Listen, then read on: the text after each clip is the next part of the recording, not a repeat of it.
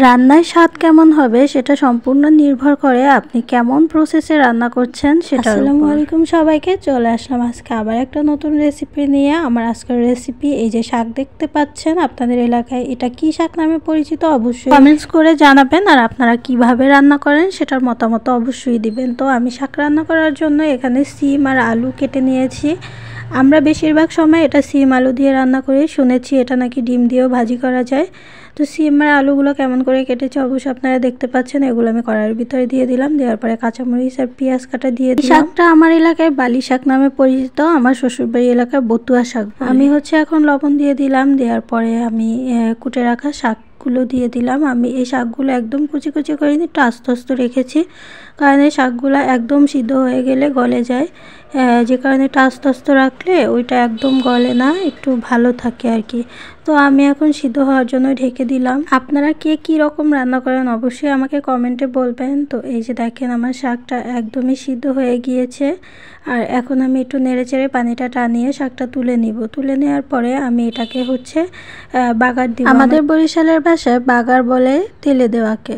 আমি কড়াইয়ের ভিতর শুকনো মরিচ ফালি করে দিয়েছি, দেওয়ার পরে আমি পরিমাণ মতো তেল দিয়ে দিলাম। তেলটা একটু বেশি দিয়েছি কারণ ভাজির ভিতরে যেহেতু আমি চিংড়ি মাছ ইউজ করিনি, এই জন্য একটু তেল বেশি দিলে হয় কি ভাজিটা খুব একটু মজা হয়। তো আমি এখন মরিচগুলো একটু লাল লাল করে ভেজে নেব, একদম পোড়া পোড়া করব না।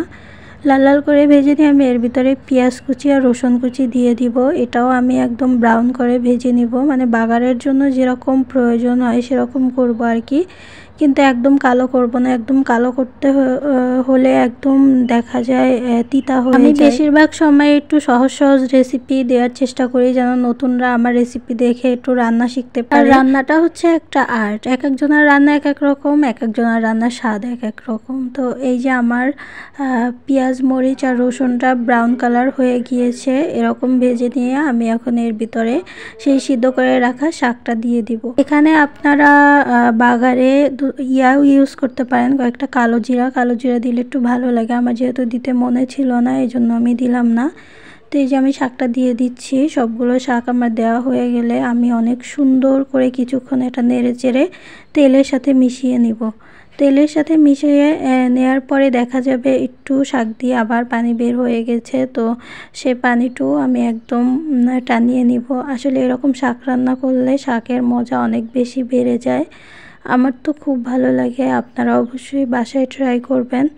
আর আমার রেসিপি দেখে যদি আপনাদের ভালো লাগে তাহলে অবশ্যই আমার কমেন্টে বলে দিবেন যে ভালো লেগেছে, কারণ আপনাদের একটা কমেন্ট আমাকে অনেক ভিডিও করার অনুপ্রেরণা দেয়। সবাইকে অনেক অনেক ধন্যবাদ আমার ভিডিওটি সম্পূর্ণ দেখার জন্য। অবশ্যই আমার করা রেসিপিগুলো আপনারা বাসায় ট্রাই করবেন। এই শাক রান্না দিয়ে আপনি 1 প্লেট ভাত একদমই শেষ করে ফেলতে পারবেন।